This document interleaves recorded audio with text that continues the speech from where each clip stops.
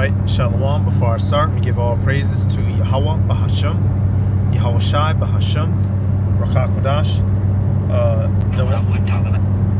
Double honors to the elders and apostles of Great Millstone. Peace, blessings, and salutations to all the like Akim Wa'akwath, learning and teaching in truth and sincerity. Another modern day Madness and Prophecies. Your brother Malak from GMS Detroit. All right, with this one, we're going to be focusing in on the conditions of Jake. The fact that the way that we live and are now is not by mistake. It was manufactured and nursed to health, okay, by Esau Edom. All right, and primarily, it's the curses. Ultimately, what Yahweh Ba'ashem Yahweh Shai said supersedes all. And how were the curses implemented? What tool was used? The so-called white man. Okay, and people like to poke fun of us. They call us words. They say we're this, they say we're that, but nobody likes to talk about the factors around us, right? So let's start with a Suki, whore, and unsexy abomination. Let's start with these two real quick.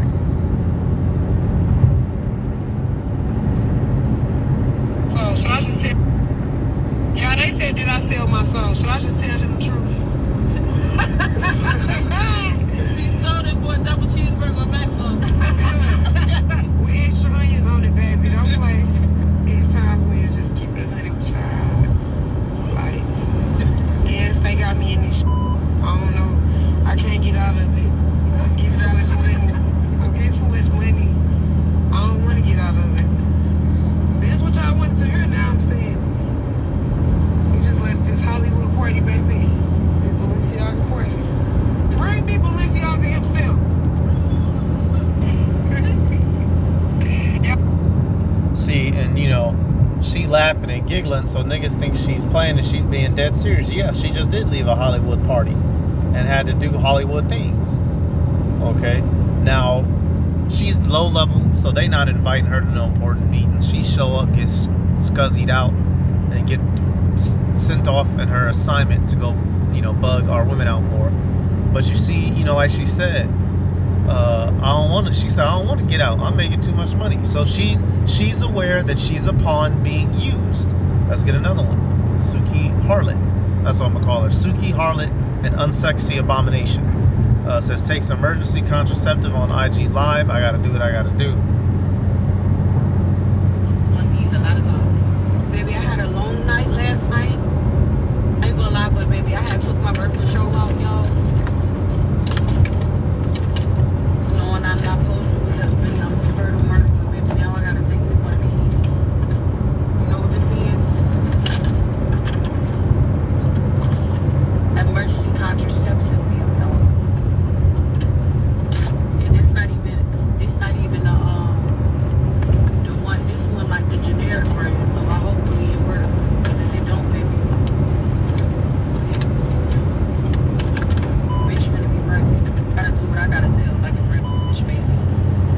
And guess what? It's already, tonight finna be the 72 hours. It's about to be right there, so I should have been to this meal or she's gonna be pregnant.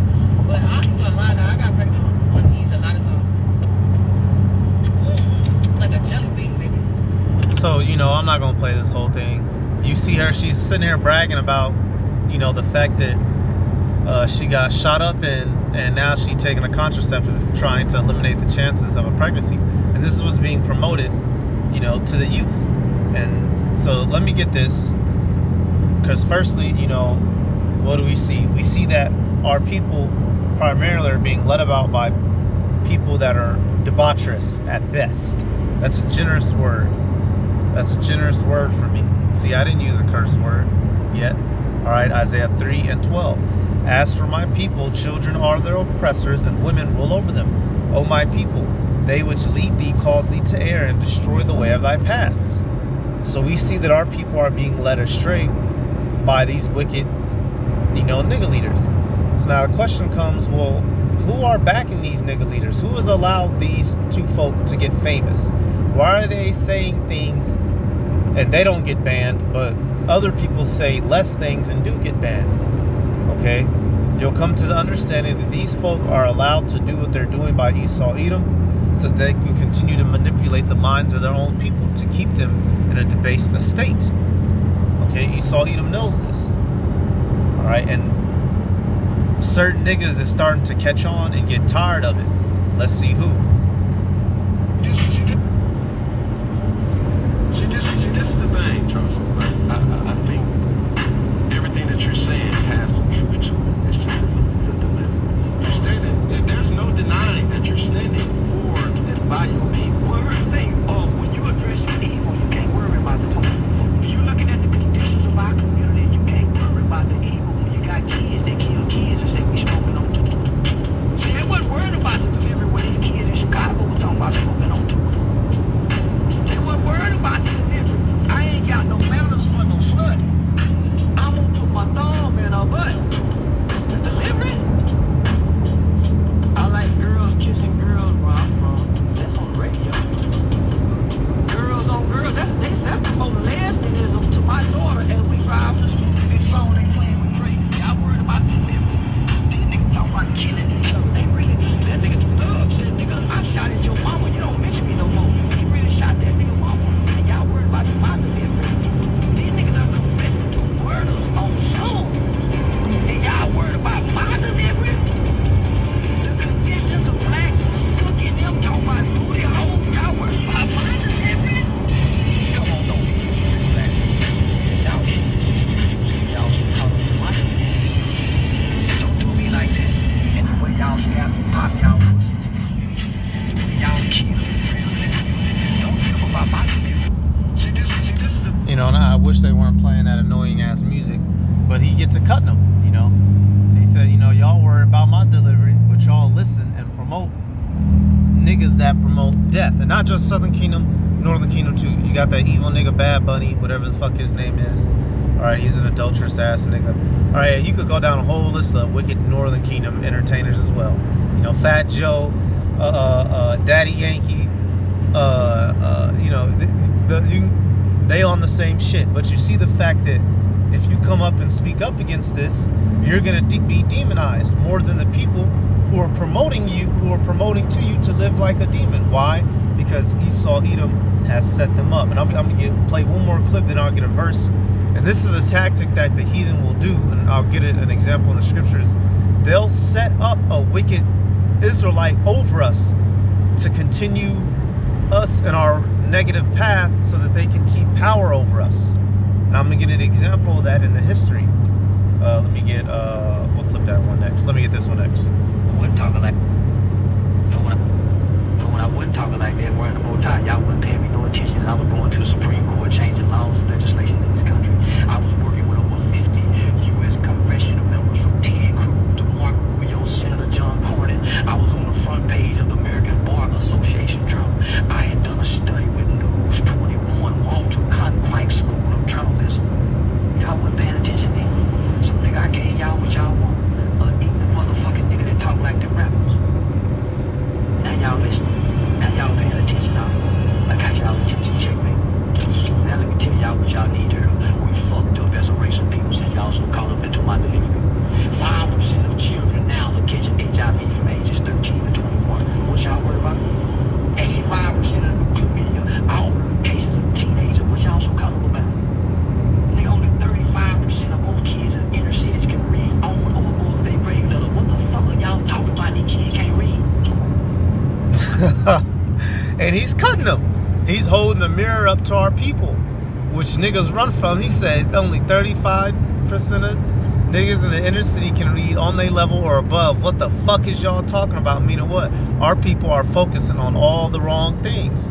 And as much as Charleston is trying to do it, he's not going to be the man to do it. Yahweh Shai is going to be the man to do it. Because, you know, he has his moments where he says good, and then he has his moments where he speaks on us, the Israelites. So he's going to have to die for that, right? You know, so, you know, not glorifying him, but he's putting it out there. You know, he's cutting Jake. So let's go to the scriptures. So now we know that, you know, wicked folk is set up over us, but who is setting up these wicked niggas over us, and for what purpose? Okay, now let me get this real quick. And if you know the history, I'm not digging super deep, but if you know the history, you know that Zedekiah was a wicked king But when you look, who literally physically set him up? 2 Kings 24:15, it says, and he carried away Jehoiachin to Babylon, and the king's mother and the king's wives and his officers and the mighty of the land. Those carried he captivity from Jerusalem to Babylon. All right, this was one of the times when the Babylonians came. All right, because the last time was when Zedekiah was there. If you know the incident, he got his eyes put out. Right, but verse 16. So this is some years prior before the destruction of the first temple. Verse 16, it says, all the men of might, even 7,000, and craftsmen and smiths 1,000, all that were strong and apt for war, even them the king of Babylon brought captive to Babylon. So you see, he's taken away the men that he knows can pose him a threat, the mighty men, the king, his family. He's taken away, this is a Babylonian ruler, he's taken away the men he knows could cause him an issue. But what? Verse 17, and the king made Mattaniah, his father's brother, king in his stead, and changed his name to Zedekiah. Zedekiah was 21 years old when he began to reign, and he reigned 11 years in Jerusalem, and his mother's name was Hamutal, the daughter of Jeremiah of Libnah. And what do you see? Verse 19, and he did that which was evil in the sight of Yahweh B'Shem Yahushai, according to all Jehoiakim had done. So right here, not only was Zedekiah set up, but his fucking name was changed. His name was originally Mattaniah, but got his name changed to Zedekiah. All right, and the king of Babylon wasn't worried about him. He knew he was a pawn. He could make use of him. And I bring this example up in history, y'all. This is how he works. He sets up wicked niggas to rule over the rest of us. He takes down the ones that he's worried about, right? Gets them up out the way and replaces them with niggas he knows he can control. And Zedekiah was wicked. All right. So now let's go back. So this is how the mother effers that's over us is evil, because they're being allowed to be evil by who? Esau, Edom, double E. So now we'll come back. All right, and Charleston in that clip right there, he was basically saying, when I was trying to be an upright citizen, y'all wasn't listening to me. Then I started acting like an ignorant nigga, and y'all started listening to me. So once again, our people are programmed in the Negro monkey mindset. That's what they love. That's how you get their attention. They don't understand nothing else. All right, let me use these two clips now. Really scared? Are they? Really? Right here says, daughter confronts mother about white privilege. Daughter says African Americans are scared of police because of racial profiling. And so you see the mother and the daughter, right? Now I'm not gonna sit here and say the daughter's Israelite foreigner. I could care less either way. I'm not gonna argue the point. Either she's a fucking Edomite or she's a nigga. It don't matter to me. She probably got her little Jake boyfriend got to feeling bad, right? But you're about to see the argument that's gonna ensue. Are they? They are. Okay. And you wanna know, you saying that, Mom, it really makes me sad because that's white privilege, right? No, it's not. It is. No, it's not. Because you know what? I have worked for every goddamn motherfucking dime, every goddamn motherfucking thing that is in this house, everything, every piece of clothing that is on your fucking body. And I never said you didn't. And I never said that any black person never did either. And I never said you didn't. So why would I be scared if I was a black person standing in front of a police officer? Why would I be scared unless I did something wrong? Yeah, because I'm black. No. Yeah. Why? Because I was started. You started as a slave girl. No, you were supposed to. No, we're talking 200 years ago. Okay, I'm talking about now. I'm talking about now. So basically, you see the mother saying she don't give a fuck. Basically, she's on. If y'all wasn't criminals, y'all wouldn't be scared. Which, a lot of Jake that do get killed by the police do be criminals. Nevertheless, the descendants of the people who enslaved us skulk about waiting to kill us. It lets you know that in Jeremiah. Real quick, I'll have to grab that. But you see the daughter standing up to her, trying to get her to understand. And I'm gonna get another clip. All right. I'm not. Now I just heard the girl say she was black. I don't know if she was speaking on our behalf or if she was literal. So who knows what's going on there? Maybe she's maybe the mother. That's her regretful nigga baby. I don't know. Jeremiah 15. Where's that at, man? Where's that at? Leopard. Where's that at? The fact that E would be a predatorial presence over us in these daggone cities. Okay, here we go. Jeremiah 5 and 6. All right, and all the captivities we've gone into, but especially this one. Jeremiah 5 and 6 says, "Wherefore a lion out of the forest shall slay them, and a wolf of the evening shall spoil them. A leopard shall watch over their cities. Every one that goeth out thence shall be torn in pieces, because their transgressions are many, and their backslidings are increased." So basically, our lives are in a constant threat and danger wherever we are. All right, in the land of our captivities. Another one, a part of the curses. Deuteronomy, one of my go-tos when talking about this subject. Deuteronomy 28 and 66. "And thy life shall hang in doubt before thee, and thou shalt fear day and night, and thou shalt have none assurance of thy life." All right, hey, what's the phrase in the hood? Niggas die every day, B. Right? You could get picked off at any moment from a jealous nigga, from the enemy, E, or any one of these heathen. Say you look like you fit a crime, take you down to the slammer. You sit in the slammer, a nigga in there say you look like so and so the ops. Now you up out of there, or whatever have you. Or we can die at any point in time, and the people who take our life, they get away with it. Why? Because we're the ones who are in captivity, and we're not nobility here. Okay, and to combat against the mother there, she's saying that this isn't 200 years ago, we don't have them in active slavery. Well, what she doesn't want to acknowledge is that there has been many systems set up over the decades to keep us in a financial low, in a mental low, in a spiritual low. All right, literally locked away. See, that very house that she's sitting in, the loan that she got for that house, the very same house, what would I could tell from looking at that kitchen. Hey, that's that's probably 190,000, between 190,000 to $230,000 house. That's usually around the that's that type of house. I can tell from looking at it.